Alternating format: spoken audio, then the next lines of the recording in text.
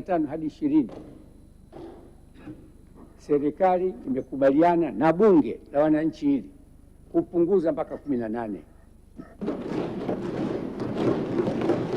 Alafu mnasema huko nje bunge la chama kimoja halijali maslahi ya watu. Sasa hii nini? Haya ndio maslahi ya watu. Ado huo sio mkao wa kibungo. Kaa vizuri, kaa komaa, kaa namna hivyo. Na kaka unalia.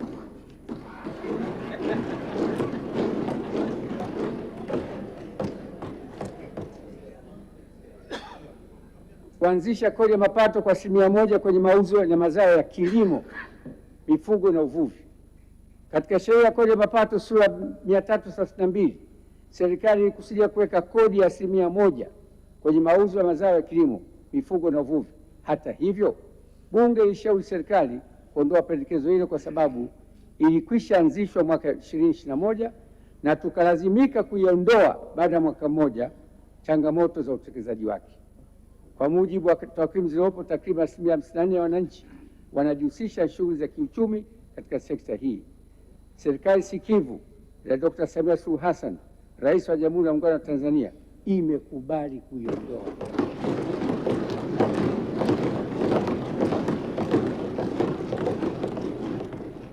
Hadi hivi sasa kuna takriban mikataba 16 ya uchimbaji madini kati ya miradi hiyo 9 ina jumla thamani ya uwekezaji shilingi trilioni 9.9 iliyowekwa kutekelezwa. Miradi hiyo ilikwama kutokana na vivutio vilivyotolewa kwenye mikataba ya msingi kutokutambulikwa na sheria ya kodi. Marekebisho yanayopendekezwa yanaenda kufungua fursa ya uwekezaji huo ili kukuza uchumi na kutoa ajira kwa Watanzania. Itatambulika kwamba katika miradi hiyo yote serikali ina ubia wa 16%, free shares 16 au zaidi. Ushauri wa bunge ni misamaha itolewe wakati wa ujenzi wa mradi tu, na mradi utupoanza uzalishaji uanze kulipa kodi.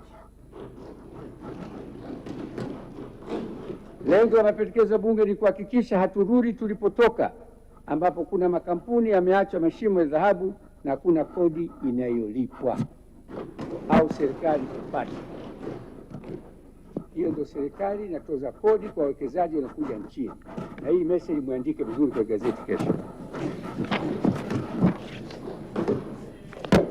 Waheshimiwa wabunge, mwaka 2013 kamati maalum ya Spika iliteuliwa tarehe 26 Juni 2012 kwa ajili ya kutoa mapendekezo kuhusu mapato na matumizi ya serikali. Kamati hiyo iliongozwa na Mheshimiwa Andrew Chenge, mbunge. Wajumbe wengine walikuwa ni Musa Azan Zungu, mimi, Beatrice Sherikindo, Mungu amemchukua, Mungu amrehemu apompeleka, Mheshimiwa Hamad Rashid Mohamed, Mheshimiwa John M. Cheo, Mheshimiwa Sultan Shama, Mheshimiwa Christina M. Lisu, Mheshimiwa Luhanga J. Mpina, Mheshimiwa Mwigulu Lameck Nchemba, Mheshimiwa Mansur S. Hiran, Mheshimiwa Gaudens Kayombo, Mheshimiwa James F. Mbatia. Kamati hiyo pamoja na mambo mengine ilibaini kwamba, na nukuu, ununuzi wa magari makubwa ya anasa usiozingatia gharama za uendeshaji wake na hali ya kiuchumi. Kwa mfano, kwa miaka 3 mfululizo gharama za matunzo ya ununuzi wa mafuta na matengenezo ya magari zilikuwa kama ifuatavyo: 2008 mpaka 2009 shilingi bilioni 685, mwaka 2009 mpaka 2010 shilingi bilioni 530, na mwaka 2010 na 2011 shilingi bilioni 537. Kwa mwaka wa fedha 2010-2011 gharama hizi zilikuwa ni sawa na 4.6 ya bajeti yote. Hii ina maana kwamba katika kipindi cha miaka mitatu 2008, 2009, 2011 jumla ya shilingi trilioni 1.8 zilitumika kuhudumia magari ya serikali pekee. Ikumbukwe kwamba kiasi hiki cha shilingi trilioni 1.8 haikujumuisha gharama za ununuzi wa magari hayo. Ni rai yangu kwa viongozi wa wizara, mikoa na taasisi za serikali kuona muhimu wa kuendeleza kutekeleza pendekezo hili la kamati maalum ya Mheshimiwa Spika ili kubana matumizi ya fedha hizo kwenda kwenye miradi ya maendeleo. Mbona makofi madogo?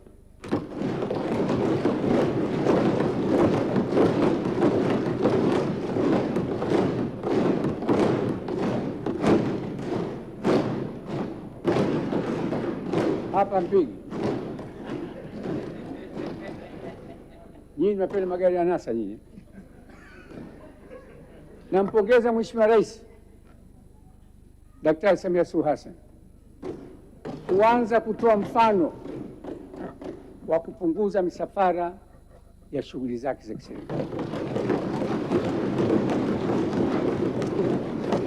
Na mradi rais ameanza, wengine tunangoja nini?